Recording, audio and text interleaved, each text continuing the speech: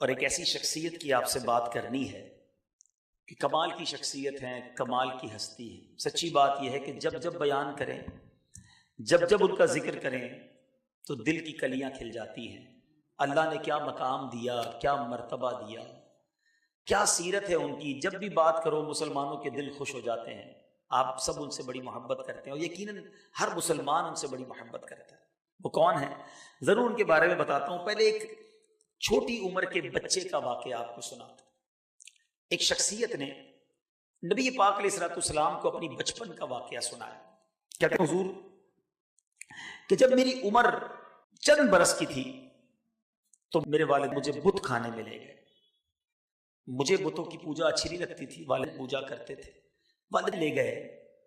تو جب والد نے کہا کہ ان بتوں کی پوجا کرو، انہیں سجدہ کرو، تو میں نے اپنے والد کے سامنے ان بتوں سے کہا کہ میں بھوکا ہوں، مجھے کھانا کھلاؤ، میں بے لباس ہوں، مجھے لباس دو، اگر تم خدا ہو تو میں پتھر اٹھا کے مارتا ہوں، اپنے آپ کو بچا لو۔ چھوٹی عمر میں اس بچے نے پتھر اٹھایا اور بت کو مار دیا۔ یہ سن کر ان کے والد صاحب نے اس بچے کے منہ پہ چانٹا مار دیا، تم نے یہ ہمارے بتوں کے ساتھ، ہمارے خداؤں کے ساتھ یہ حال کیا۔ اور وہاں سے ان کے والد صاحب پکڑ کر کہتے ہیں میرے والد صاحب مجھے میری ماں کے پاس لے آئے، ماں کو آ کر بتایا کہ دیکھو تمہارے بیٹے نے کیا کام کیا، ہمارے خداؤں کے ساتھ ایسی حرکت کی۔ ماں نے بڑا عجیب جواب دیا۔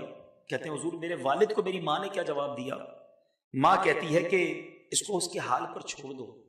یہ بچہ جب پیدا ہوا تھا نا تو غیب سے آواز آئی تھی، اے اللہ کی سچی بندی تجھے خوشخبری ہو، یہ بچہ عتیق ہے، آسمانوں میں اس کا نام صدیق ہے، اور جناب محمد الرسول اللہ صلی اللہ علیہ وسلم کا یہ صاحب اور رفیق ہے۔ اب یقیناً آپ پہچان گئے ہوں گے وہ بچہ، وہ کون شخصیت ہے جو بچپن کا واقعہ نبی پاک کو سنا رہے ہیں؟ وہ کوئی اور نہیں، خلیفۃ المسلمین، امیر المومنین، افضل البشر بعد الانبیاء بالتحقیق، سیدنا ابو بکر صدیق رضی اللہ تعالیٰ عنہ نبی پاک کو اپنے بچپن کا واقعہ سنا رہے تھے۔ لیکن اب بڑی کمال کی بات میں آپ کو بتاؤں، سبحان اللہ، مثال کے طور پہ کوئی صاحب ہمارے ساتھ ہوں اور ہمیں بچپن کی باتیں سنائیں تو ہم کہتے ہیں ٹھیک ہے سنا تو رہے لیکن کوئی گواہ تو نہیں ہے۔ اسی طرح ہماری بچپن کی باتیں ہمیں کوئی سنا رہے ہوتے ہیں۔ بعض اوقات بزرگ مل جائیں کسی پروگرام میں، کسی محفل میں، کہتے تم چھوٹے تھے تو یہ کرتے تھے۔ بعض اوقات شرم بھی آ رہی ہوتی ہے کہ ہماری شرارتیں بتا رہے ہوتے ہیں، لیکن ہمیں یاد نہیں ہوتا کہ ہم نے ایسا کیا ہے کہ نہیں ہے۔ And there is know evidence, کوئی گواہ بھی نہیں ہوتا ہمارے پاس۔ مگر کمال کی بات دیکھیں، یہ واقعہ صدیق اکبر رضی اللہ تعالیٰ عنہ نے نبی پاک کو سنایا۔ اب جب نبی پاک کو سنایا تو جبریل امین حاضر ہوتے ہیں اور آ کر عرض کرتے ہیں صدق ابو بکر وہو صدیق، حضور ابو بکر نے سچ کہا ہے، وہ صدیق ہے۔ بچپن میں ایسا ہی ہوا تھا۔ اللہ اکبر، یہ مرتبہ حضرت صدیق اکبر رضی اللہ تعالیٰ عنہ کا ہے کہ آپ کے واقعات کی گواہی کے لیے جبریل امین حاضر ہوا کرتے، جبریل امین گواہی دیا کرتے۔ سبحان اللہ۔ صدیق اکبر رضی اللہ عنہ کا نام کیا ہے؟ آپ کا نام عبداللہ، آپ کی کنیت ابو بکر، اور صدیق و عتیق کی آپ کے القابات ہیں۔ صدیق کہتے ہیں بہت زیادہ سچ بولنے والے کو، اور عتیق کہتے ہیں آزاد کو۔ نبی پاک علیہ الصلوۃ والسلام نے آپ کو یہ بشارت دی تھی انت عتیق من النار، اے صدیق تم جہنم سے آزاد ہو۔ میں اور آپ تو آزادی مانگتے ہیں نا، اللہ کے حبیب نے آپ کو یہ خوشخبری دنیا میں ہی عطا فرما دی تھی، اس لیے آپ کا یہ لقب عتیق بھی تھا۔ آپ مردوں میں سب سے پہلے ایمان لائے۔ اچھا، نبی پاک علیہ الصلوۃ والسلام سے بڑی پرانی دوستی تھی، بڑا پرانا ساتھ۔ نبی پاک عام الفیل، یہ کہلاتا ہے ہاتھیوں والا جو واقعہ ہوا تھا، اصحاب فیل والا واقعہ، اس واقعے کے 55 دن بعد نبی پاک دنیا میں تشریف لائے۔ صدیق اکبر رضی اللہ تعالیٰ عنہ 2.5 سال بعد تشریف لائے۔ آلموسٹ 2-2.5 سال کا فرق تھا، عمر میں بھی اتنا فرق نہیں تھا۔ نبی پاک علیہ الصلوۃ والسلام کی عمر مبارک تقریباً جب 20 سال کی تھی، تو یہ اس زمانے کی دوستی ہے، اس زمانے کا ساتھ ہے۔ اور جیسے ہی نبی پاک نے اعلان نبوت کیا، جہاں بدبختوں نے بڑا ستایا، مذاق اڑایا، صدیق اکبر نے فوراً کلمہ پڑھ کر دامن مصطفیٰ سے وابستہ ہو گئے۔ اور پھر اس کے بعد ہر سفر، حضر، ہر طرح کے فیصلوں میں، جنگوں میں، غزوات میں پیارے آقا کے وزیر و مشیر بن کر رہے۔ نبی پاک کے ایسے ساتھی بنے، کیسے ساتھی بنے کہ یار غار بھی بنے اور آج یار مزار بھی ہیں۔ نبی پاک کے ساتھ آج بھی روضہ انور میں موجود ہیں۔ یہاں میں ایک عقیدہ بیان کرنا چاہتا ہوں، بچے بھی ہیں، ینگسٹرز بھی ہیں، اس بات کو بالکل ہم سب کے ذہنوں میں کلیئر ہونا چاہیے کہ تمام عالم میں، ساری دنیا میں اہل سنت کا اس بات پر اجماع ہے، فائنل ڈیسیشن ہے کہ انبیاء کے بعد تمام عالم سے افضل سیدنا صدیق اکبر رضی اللہ تعالیٰ عنہ ہے، اس کے بعد حضرت عمر رضی اللہ تعالیٰ عنہ، پھر عثمان غنی رضی اللہ تعالیٰ عنہ، پھر مولا علی کرم اللہ تعالیٰ وجہ الکریم، اس کے بعد بقیہ تمام عشرہ مبشرہ، اس کے بعد باقی اہل بدر، اس کے بعد باقی اہل احد، پھر اس کے بعد جو ہے دیگر صحابہ کرام کی بیعت رضوان والے، پھر دیگر صحابہ کرام علیہم رضوان۔ تو یہ ترتیب یاد رکھنی ہے کہ خلفائے راشدین کس طرح افضل، ان کی ترتیب کیا ہے، پھر عشرہ مبشرہ، پھر باقی اہل بدر۔ تو اللہ کریم ہمیں سب صحابہ سے محبت، الفت اور پیار عطا فرمائے۔ ہمیں صحابہ سے بھی پیار ہے، اہل بیت سے بھی پیار ہے، اور انشاءاللہ اپنا بیڑا پار ہے۔ جی یہ بھی بڑا پرابلم ہے آج کے دور میں، کچھ لوگ صرف صحابہ کی بات کرتے ہیں، اہل بیت کی بات نہیں کرتے، کچھ اہل بیت کی بات کرتے ہیں تو صحابہ کی بات نہیں کرتے۔ الحمدللہ اہل سنت و جماعت کو یہ شرف حاصل، اتنا خوبصورت ہمیں یہ عقیدہ ملا ہے کہ ہمیں صحابہ سے بھی پیار ہے، اہل بیت سے بھی دل و جان سے پیار ہے۔ ان کی نوکری کی ہم نہیں سمجھے، ان کے غلام ہیں ہم۔ اور بڑی پیاری بات سیدی اعلیٰ حضرت امام اہل سنت نے، سیدی اعلیٰ حضرت کی تو کیا بات ہے، کہتے ہیں نا وہ دریا کو کوزے میں بند کر دیتے ہیں، ایک ہی شعر میں عقیدہ بھی بیان کر دیا اور نجات کا راستہ بھی بتا دیا۔ دو حدیثیں سنیے گا، نبی پاک صحابہ کے بارے میں فرماتے اصحابی کالنجوم فبأیہم اقتدیتم اہتدیتم، میرے آقا فرماتے میرے صحابہ ستاروں کی مانند ہیں، مائی صحابہ لائک اسٹارز، ٹھیک ہے، ان میں سے جن کی بھی پیروی کرو گے تم فلاح پا جاؤ گے، ہدایت پا جاؤ گے۔ یہ تو ہو گیا صحابہ کا مرتبہ۔ اور اپنی آل کے بارے میں، اپنی اطرت کے بارے میں فرماتے ہیں کہ میری آل جو ہے امت کے لیے کشتی نوح کی مانند ہے، جو اس کشتی میں سوار ہو گیا وہ اس کا بیڑا پار ہو جائے گا۔ سبحان اللہ، سیدی اعلیٰ حضرت نے کمال کی بات کی، سمندر پار کرنے کے لیے، راستہ پار کرنے کے لیے پہلے زمانے میں، اب تو کمپاس وغیرہ آ گئے ہیں، پہلے دو چیزوں کی بڑی ضرورت تھی، کشتی اچھی ہو، ٹوٹی پھوٹی کشتی ہوگی تو ڈوب جائیں گے، کشتی مضبوط ہو اور ستارے ہو، تو ستاروں سے راستہ تلاش کرو، کشتی اچھی ہو تو بیڑا پار ہو جائے گا۔ اعلیٰ حضرت کہتے ہیں اہل سنت والوں تمہیں مبارک ہو، کیا پیارا عقیدہ، کیا پیاری سوچ ہے۔ سیدی اعلیٰ حضرت لکھتے ہیں اہل سنت کا ہے بیڑا پار، اصحاب حضور نجم ہے اور ناؤ ہے عطرت رسول اللہ کی۔ اہل سنت کے ستارے کون ہیں؟ صحابہ ہیں، اور کشتی نبی پاک کی آل ہے۔ جب دونوں سے محبت ہے تو انشاءاللہ بیڑا پار ہو جانا ہے۔ تو اللہ ہمیں صحابہ سے بھی سچی محبت عطا فرمائے، اہل بیت کی بھی سچی غلامی عطا فرمائے۔ تو بہرحال صدیق اکبر رضی اللہ تعالیٰ کی تو کیا شان ہے، کیا شاندار شخصیت ہے۔ یقین کریں اگر کسی کو کہا جائے نا کہ صدیق اکبر رضی اللہ تعالیٰ کی سیرت کو بیان کرو تو اتنی جہتیں ہیں، اتنی ڈائمنشنز ہیں کہ عقل حیران ہو جاتی ہے کہ ایک شخصیت میں اللہ نے کیا کچھ عطا فرمایا۔ آپ کے خوف خدا کے واقعات پڑھیں تو عقل حیران ہو جاتی ہے، آپ کے عشق رسول سبحان اللہ اس کے تو واقعات ہی ختم نہیں ہوتے۔ آپ ساری دنیا میں عاشقوں کے امام ہیں، آپ کو عاشق اکبر کہا جاتا ہے۔ سخاوت ایسی کہ عقل حیران ہو جاتی ہے، کئی بار نبی پاک پر اپنا گھر بار لٹایا، کئی بار اپنا سارا مال لٹا دیا۔ صدیق اکبر رضی اللہ تعالیٰ کی شجاعت کی بات کی جائے، آپ کی بہادری کی بات کی جائے تو عقل حیران ہے کہ اللہ نے کیسی بہادری دی۔ مولا علی کرم اللہ تعالیٰ وجہ الکریم شجاعت کی میدان کے شاہ سوار کہلاتے ہیں، مگر آپ فرماتے ہیں کہ ہم میں سب سے زیادہ بہادر وہ مانا جاتا کہ جو جنگ کے اندر غزوے کے موقع پر نبی پاک کے شانہ بشانہ کھڑے ہو کر لڑے، کیونکہ دشمن سب سے زیادہ حملے ادھر کرتے تھے اور ہم سب سے آگے صدیق اکبر ہوا کرتے تھے۔ اللہ نے شجاعت بھی ایسی عطا فرمائی، فراست آپ کو فہم عقل اللہ نے کیسی عطا فرمائی کہ علماء بلکہ صحابہ کرام فرماتے ہیں، حضرت عبداللہ ابن مسعود کا قول ہے میرے اپنی زندگی میں سب سے زیادہ جن تین لوگوں میں فراست پائی ان میں حضرت ابوبکر صدیق رضی اللہ تعالیٰ عنہ کا بھی دیکھا۔ حضرت ابوبکر صدیق کی فراست دیکھو، اپنے بعد خلیفہ کیسا چن کر گئے۔ حضرت عمر فاروق میں وہ کمالات دیکھ لیے تھے اور ان کا نام نامنی کر کے گئے، حضرت عمر خلیفہ بنے، آدھی دنیا میں اسلام کا پرچم لہرا دیا۔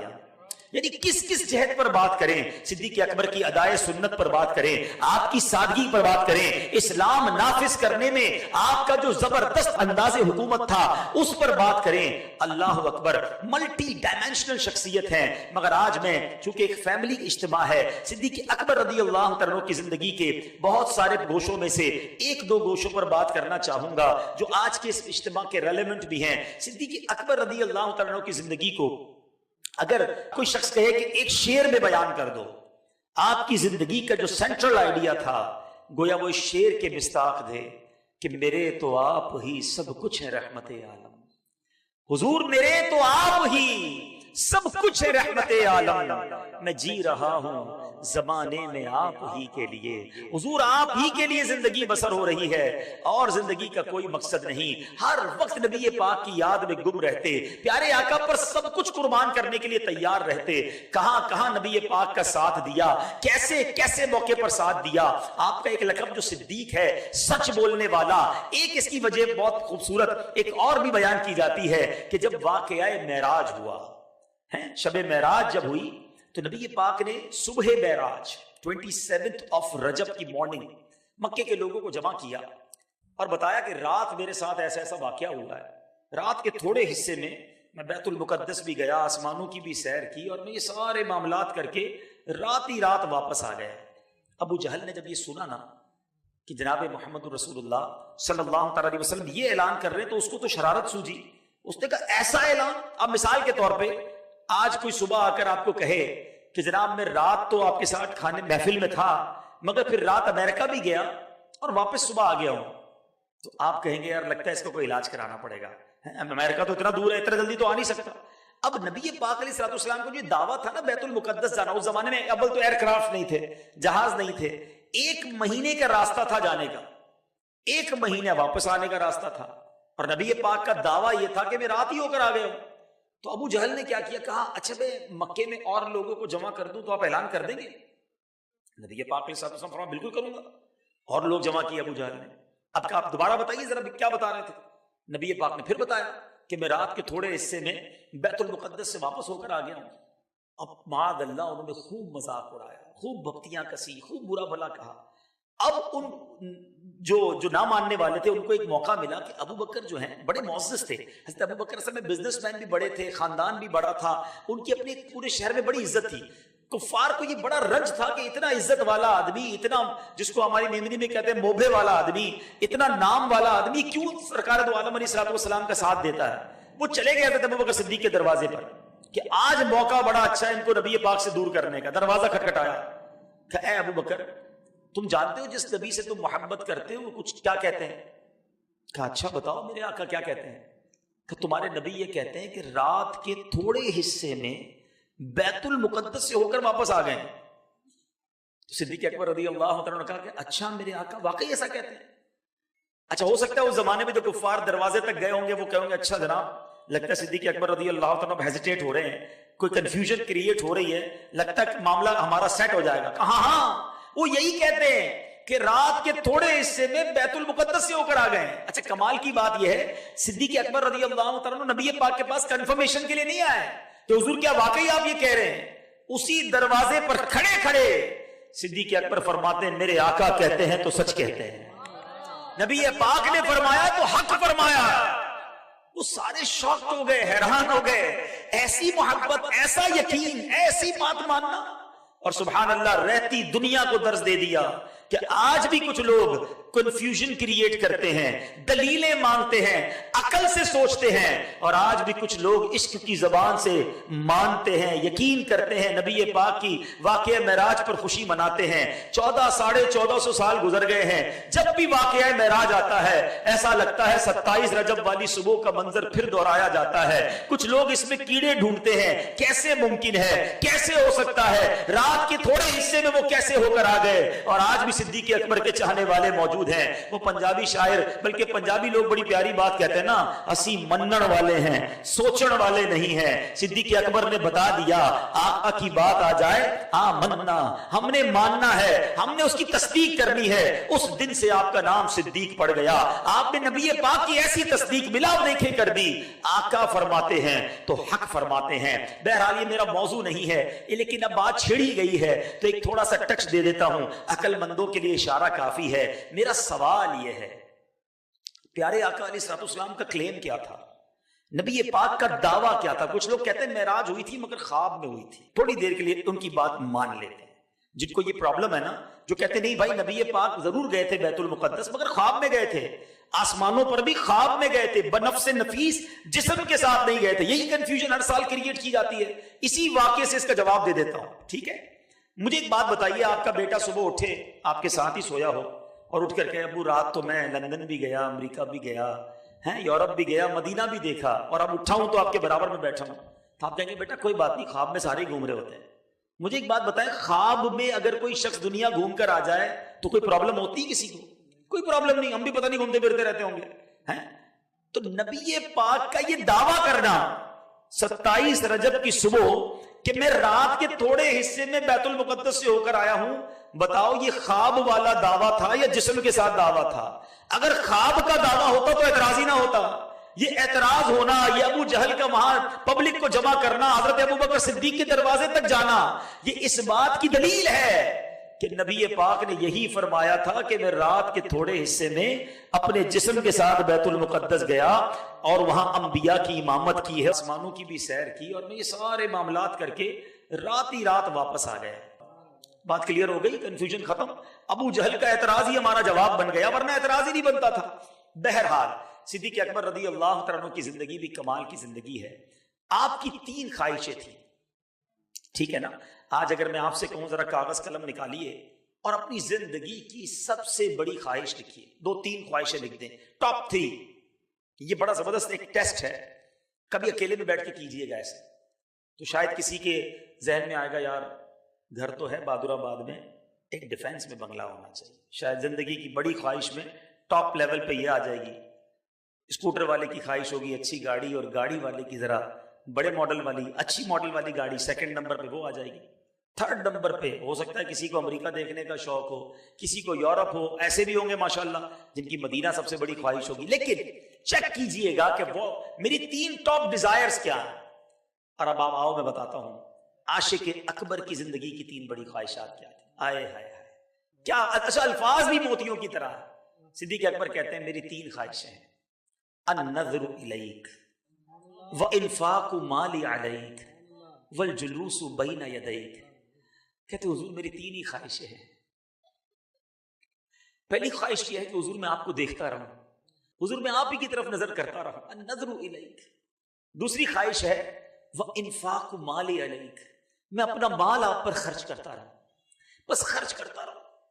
اور تیسری خواہش یہ ہے والجلوس بین یدیک، حضور بس آپ کے قدموں میں حاضر رہوں، کہیں اور نہ جاؤں، بس یہی میرا مسکن ہو. اب ذرا دیکھو یار یہ کیسے عاشق تھے، اور ان کی تمنا اللہ نے پوری کیسے کی. کہتے ہیں نا دل کی تمنا ہو، سچی تمنا ہو، نیت اچھی ہو، پھر منزل کیسے آسان ہوتی ہے. النظر الیک، نبی پاک کو اتنا دیکھتے تھے. صحابہ کرام کا ایک جو انداز ہوتا تھا نا پیارے آقا علیہ الصلوۃ والسلام کے پاس، جب نبی پاک واعظ فرماتے، نصیحت فرماتے، تو صحابہ کرام راوی لکھتے ہیں کہ تمام صحابہ سر جھکا کر بیٹھتے تھے. جو روب نبوت تھا، جو جلال تھا، نبی پاک کی چہرے کی جو رعنائیاں تھی، صحابہ کہتے ہیں ہم تاب نہیں لاتے تھے، ہم نبی پاک کو نظر بھر کے نہیں دیکھ سکتے تھے، ہم بالکل سر جھکا کر بیٹھتے تھے. ایسے بھی کئی صحابہ ہیں جنہوں نے نبی پاک کی صحبت تو اٹھائی، پیارے آقا کا حلیہ بیان نہیں کر سکتے تھے کیونکہ وہ ادب کی وجہ سے دیکھ ہی نہیں پاتے تھے نبی پاک. فرمایا صرف 2 صحابہ تھے کہ جب نبی پاک بیان فرماتے تو وہ آقا کو دیکھتے، آقا انہیں دیکھتے تھے، آپس میں مسکراہٹوں کا تبادلہ ہوتا تھا. اور وہ حضرت ابوبکر صدیق رضی اللہ تعالیٰ عنہ، حضرت عمر فاروق رضی اللہ تعالیٰ. اچھا النظر الیک، تمنا تھی حضور کو دیکھتا رہوں، یہ تو ہوتا رہا. مگر علماء کہتے ہیں جو غار ثور میں نبی پاک کا دیدار صدیق اکبر نے کیا نا، اللہ اللہ اللہ، یہ موقع دنیا میں کسی کو نہیں ملا. 3 دن 3 راتیں صدیق اکبر رضی اللہ تعالیٰ عنہ نبی پاک کے ساتھ اکیلے غار میں رہے اور کوئی نہیں تھا، اور صدیق اکبر جلوہ جانا کا دیدار کرتے رہے۔ ذرا الفاظ سنیے گا کتاب میں، کیا پیارے الفاظ لکھے ہیں۔ میرات المناجی میں لکھا کہ حکیم الامت مفتی احمد یار خان نعیمی فرماتے ہیں کہ نبی پاک علیہ الصلوۃ والسلام جب اپنا سر مبارک حضرت صدیق اکبر کے زانوں پر رکھ کر آرام کر رہے تھے، آپ خوب جی بھر بھر کر چہرہ انور دیکھتے رہے۔ اس وقت دل کا کیا حال ہوگا؟ وہ رات ایسی عبادت کر رہے تھے جو فرش و عرش پر گزرا کر رہا تھا۔ کائنات میں وہ عبادت اکیلے صدیق اکبر کر رہے تھے جب نبی پاک ان کی گود میں آرام فرما تھے اور سامنے جمال یار تھا۔ ذرا تصور کرو نا، کسی کی گود میں کوئی آرام کرے، کتنا کلوزلی دیدار کیا ہوگا، پلکیں بھی دیکھی ہوں گی، ابرو بھی دیکھے ہوں گے، آقا کے رخسار نبی پاک کی مبارک داڑھی کو کتنے قریب سے اور کتنے پیار سے دیکھا ہوگا۔ کائنات میں جس وقت یہ دیدار صدیق اکبر کر رہے تھے، یہ عبادت کائنات میں کوئی اور نہ کر رہا تھا۔ نبی پاک کے ساتھ ایسا شرف صدیق اکبر رضی اللہ تعالیٰ عنہ کو ملا۔ دوسری تمنا وَإِنفَاقُ مَالِ عَلَيْكَ، حضور میری تمنا یہ ہے کہ آپ پر اپنا مال خرچ کرتا رہوں۔ آپ خرچ تو کرتے ہی تھے، مگر جب غزوہ تبوک کا موقع آیا، اللہ اکبر، غزوہ تبوک جو ہے یہ جیش عسرہ کہلاتا ہے، یہ تنگی والا غزوہ کہلاتا ہے، ڈیفیکلٹ ٹائم تھا مسلمانوں کے لیے۔ ایک تو گرمی کا دن تھے، آپ مکے مدینے کی گرمی جو گئے ہیں وہ جانتے ہیں، دوسرا تبوک بہت دور ہے۔ میں جب تبوک پہلی بار گیا، ہم گاڑی میں گئے تو تھک گئے، بڑے اچھے روڈ بن گئے اب تو، میں سوچتا رہا کہ یہ اونٹوں پر اور گھوڑوں پر کیسے گئے ہوں گے، کتنی گرمی، اب تو روڈ بن گئے۔ تیسری بار، اس زمانے میں مسلمانوں پر غربت بھی بڑی تھی، اونٹ بھی نہیں تھے، گھوڑے بھی نہیں تھے، لشکر بہت بڑا تھا۔ نبی پاک علیہ الصلوۃ والسلام نے اناؤنسمنٹ کیا کہ اللہ کی راہ میں خرچ کرو، جیش عسرت کے لیے، غزوہ تبوک کے لیے مال کی ضرورت ہے۔ بڑے بڑے صحابہ کرام، یہ وہی غزوہ ہے جس میں حضرت عثمان غنی نے کھڑے ہو کر بار بار اعلان کیا ہے، اور نبی پاک علیہ الصلوۃ والسلام نے حضرت عثمان غنی کو جنت کی بشارت عطا فرمائی، یعنی خزانوں کے منہ کھول دیے صحابہ نے۔ اب حضرت عمر فاروق رضی اللہ تعالیٰ کا مائنڈ سیٹ دیکھیں، یہ میرا آج کا مین ٹاپک ہے کیونکہ فیملی کے لوگ بیٹھے ہیں، ذرا غور سے سنیے۔ حضرت عمر فاروق رضی اللہ تعالیٰ کا مائنڈ سیٹ کیا تھا؟ کہتے ہیں ہر بار صدیق اکبر آگے بڑھ جاتے ہیں نیکیوں میں، جب دیکھو یہ آگے بڑھ جاتے ہیں۔ آج میرے پاس تھوڑے پیسے اچھے ہیں، ویل آف تھے، کام کاج ٹھیک ہوگا، کہتے ہیں پیسے جمع ہو گئے تھے، میں نے سوچا آج موقع ہے صدیق اکبر سے آگے بڑھنے کا۔ کہتے ہیں میں اپنے گھر کا آدھا مال لے کر نبی پاک کی بارگاہ میں پہنچ گئے، 50%۔ آج لوگوں کو 2.5% زکوٰۃ دینے میں جان جاتی ہے۔ رمضان میں ہم جاتے ہیں نا جب کسی کے پاس اور حساب بتاتے ہیں تو کہتا ہے او ہو 10 لاکھ روپے زکوٰۃ بن جائے گی۔ ارے اللہ کے بندے، تیری 10 لاکھ میں جان جا رہی ہے، 4 کروڑ رب نے دیے تو 10 لاکھ بنے نا، شکر ادا کر اللہ کا، اللہ نے اتنے دیے، 10 لاکھ مشکل لگ رہے ہوتے۔ 2.5% نہیں دیتے کئی لوگ پوری زکوٰۃ، حالانکہ زکوٰۃ مال کا میل ہے، جس کے مال میں مل گیا اس کے مال کو بھی برباد اور میلا کر دے گا، عذاب کا مستحق ہے وہ شخص جو زکوٰۃ نہیں دیتا۔ صدیق اکبر اور حضرت عمر سے سیکھو۔ عمر فاروق 50% لے گئے، اور نبی پاک علیہ الصلوۃ والسلام نے پوچھا اے عمر گھر والوں کے لیے کیا چھوڑا ہے؟ حضرت عمر کہتے ہیں حضور جو گھر میں تھا آدھا لے آیا ہوں، آدھا آپ کی بارگاہ میں اللہ کے لیے لایا ہوں، آدھا گھر والوں کے لیے چھوڑا ہے۔ حضرت عمر کہتے ہیں کہ اب مجھے یہ انتظار تھا کہ سیدنا ابو بکر صدیق کیا لاتے ہیں، کیونکہ آج مجھے لگ رہا تھا میں آگے بڑھ گیا ہوں، میں نے 50% دے دیا۔ صدیق اکبر رضی اللہ تعالیٰ اب آتے ہیں، سبحان اللہ۔ اور اب ذرا غور سے سنیے گا کہ آپ کے پاس جو مال تھا نا وہ اپیرنٹلی یعنی دکھنے میں تھوڑا تھا، پوٹلا تھوڑا سا تھا، حضرت عمر کا زیادہ تھا، یہ بھی سیکھنا ہے آج۔ تو حضرت ابو بکر صدیق وہ مال لے کر آ گئے۔ جب وہ مال لائے تو پیارے آقا علیہ الصلوۃ والسلام نے پوچھا اے ابو بکر گھر والوں کے لیے کیا چھوڑا ہے؟ کہا حضور جو کچھ گھر میں تھا سب لے آیا، 100% لے آیا ہوں۔ کہا ابو بکر گھر والوں کے لیے کیا چھوڑا ہے؟ تاریخی جملہ تھا، کہتے حضور گھر والوں کے لیے اللہ اور اس کا رسول کافی ہے۔ حضرت عمر رضی اللہ تعالیٰ نے اس وقت وہ تاریخی جملہ فرمایا کہ اس دن میں نے جان لیا کہ میں ابو بکر صدیق سے کبھی نیکیوں میں آگے نہیں بڑھ سکتا۔ شاعر نے اس منظر کو کس طرح بیان کیا، اتنے میں وہ رفیق نبوت بھی آ گیا جس سے بنائے عشق و محبت ہے استوار، لے آیا اپنے ساتھ وہ مرد وفا سرشت، ہر چیز جس سے چشم جہاں میں ہو اعتبار۔ بولے حضور چاہیے فکر عیال بھی کہنے لگا وہ عشق و محبت کا رازدار، اے تجھ سے دید آئے نہ ہو انجم فروغ گیر، اے تیری ذات باعث تکوین روزگار، پروانے کو چراغ تو بلبل کو پھول بس، صدیق کے لیے ہے خدا کا رسول بس۔ کہتے حضور بس آپ راضی ہو جائیں، آپ کے ذریعے رب راضی ہو جائے، اب مجھے اور کچھ نہیں چاہیے۔ پھر پتہ ہے کیا ہو، آج اللہ کی راہ میں خرچ کرتے ہوئے دل پر یہ بوجھ پڑتا ہے یہ چلے جائیں گے تو میرے کب ہو جائیں گے، میں زکوٰۃ دے چکا۔ آج لوگ کیا کہتے ہیں، بھائی زکوٰۃ ہو گئی رمضان میں آنا، اب اور کیا دوں، زکوٰۃ تو دے دی۔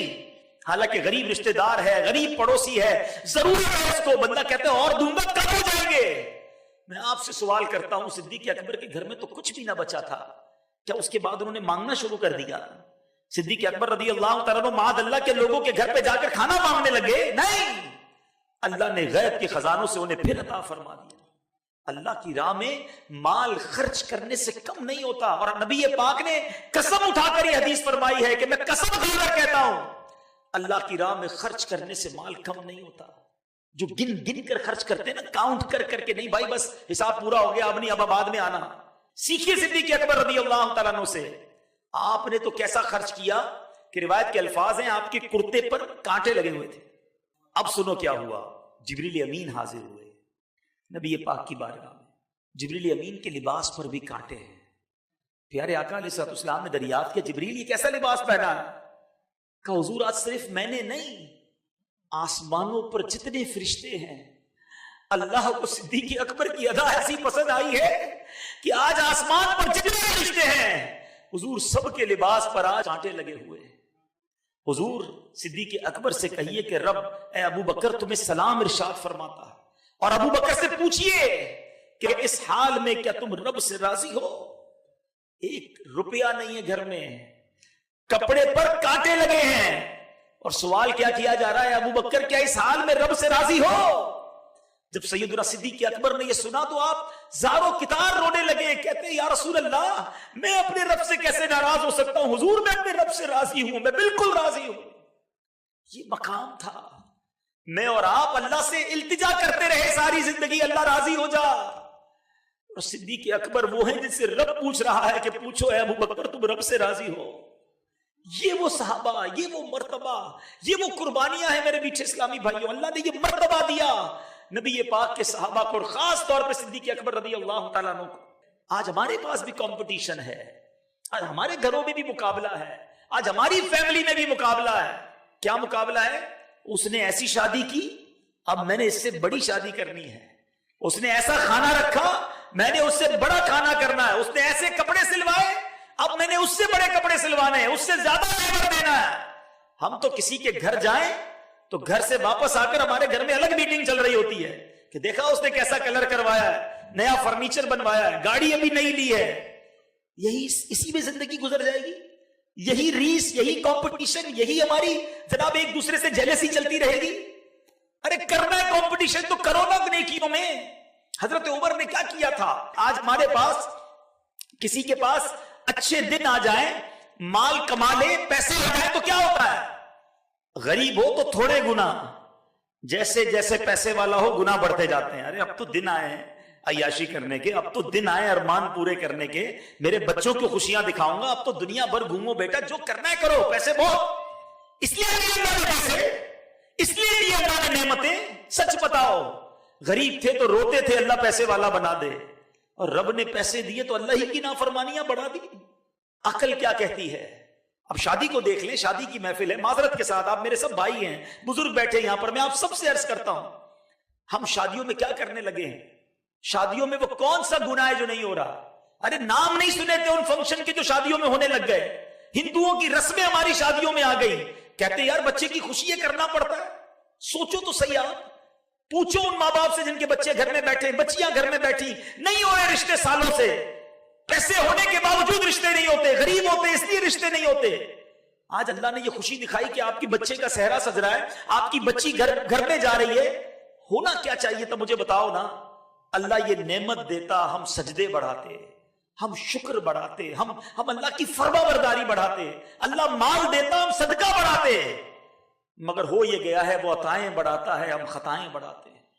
ہم اللہ کو ناراض کرنے والا ہر کام کر رہے ہیں. آج شادیوں میں اس قدر خرافات ہیں, نہ کرو, خدا نہ کرے ایسا. مجھے تو سچی بات ہے اب دل یوں بھی جلتا ہے کہ یہ نعت خوانی بھی ایک فارمیلٹی بن گئی. ہمیں بھی بلاتے ہیں, بیان کرواتے ہیں, اور بعد میں ہمیں ہی لوگ کہہ رہے ہوتے ہیں آپ ادھر بیان کر کے آئے, دوسرے دن پوچھا ادھر کیا ہوا. وہ سارے ناچ گانے, سارے ڈھول تماشے, ساری بے حیائیاں, سارے جوئے.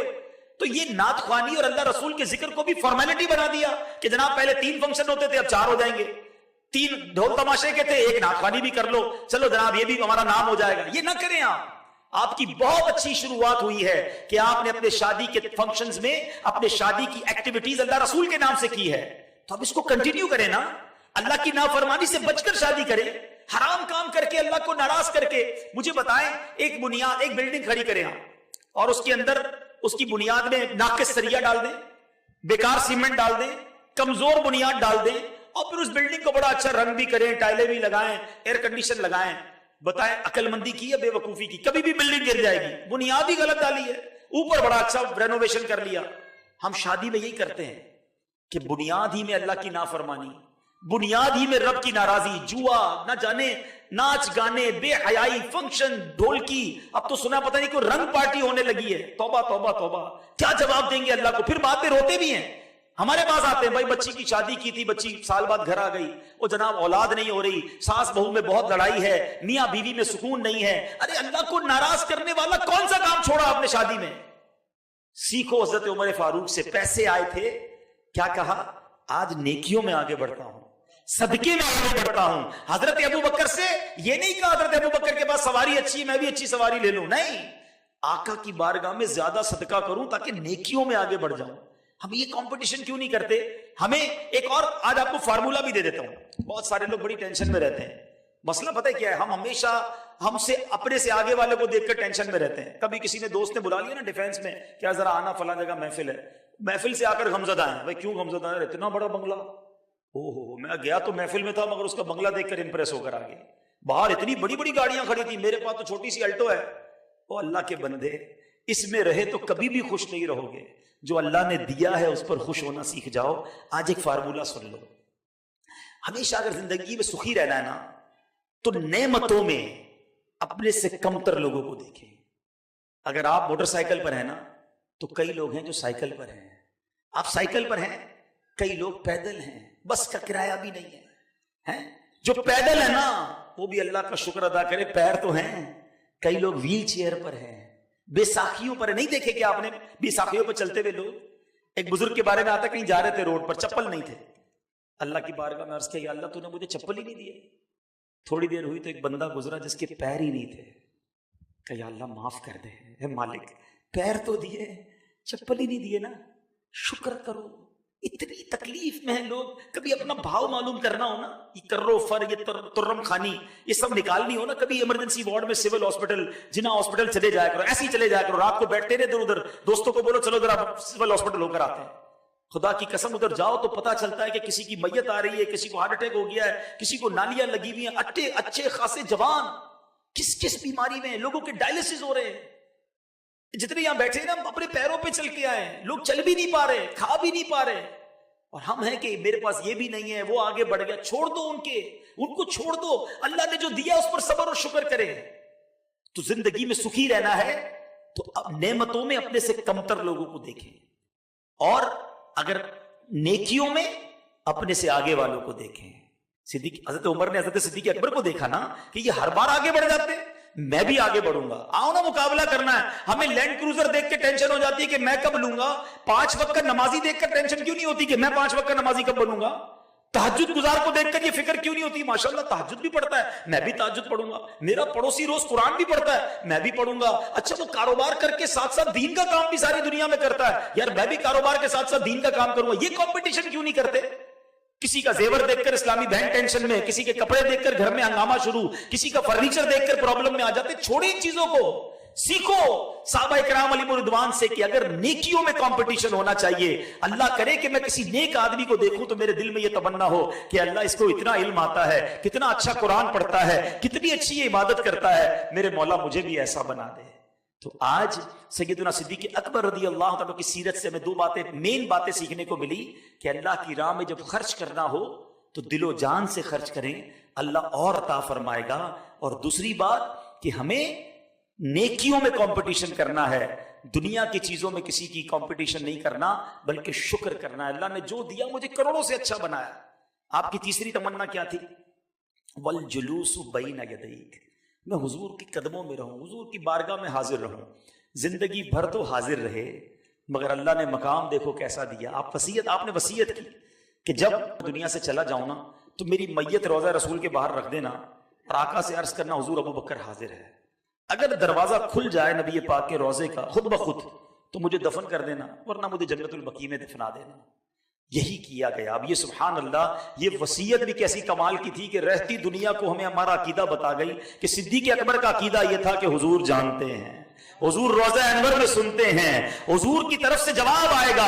اچھا صدیق اکبر کا عقیدہ بھی یہ ہے، اور جن صحابہ نے عمل کیا، آپ کی وصیت پر عمل کیا، ان کا عقیدہ بھی یہ ہے۔ اور آج 1450 سال کے بعد ہمارا عقیدہ بھی الحمدللہ یہی ہے۔ صدیق اکبر کا جنازہ لے جایا گیا، وصیت پر عمل کیا گیا، عرض کیا گیا حضور ابو بکر حاضر ہے۔ اللہ اکبر، روایت کے الفاظ ہیں، دروازہ کھلتا ہے اور اندر سے آواز آتی ہے حبیب کو حبیب سے ملا دو، کہ حبیب کو حبیب سے ملنے کا اشتیاق ہے۔ اور صدیق اکبر رضی اللہ تعالیٰ عنہ آج نبی پاک کے ساتھ صبح قیامت تک موجود ہیں۔ سنو کیسا ساتھ ملا، صحابہ کی جماعت موجود تھی۔ ایک بار نبی پاک صحابہ کے درمیان آئے، دائیں ہاتھ میں ابو بکر صدیق رضی اللہ تعالیٰ عنہ کا ہاتھ تھا، بائیں ہاتھ میں حضرت عمر ہیں۔ میرے آقا تشریف لائے، فرمایا دیکھ لو جس طرح آج آئے ہیں اس طرح قیامت کے دن بھی ہم اپنی قبر سے اسی طرح باہر آئیں گے۔ نبی پاک جب قیامت کے دن محشر کے میدان میں آئیں گے، دائیں ہاتھ میں صدیق اکبر کا ہاتھ ہوگا، بائیں ہاتھ میں حضرت عمر کا ہاتھ ہوگا۔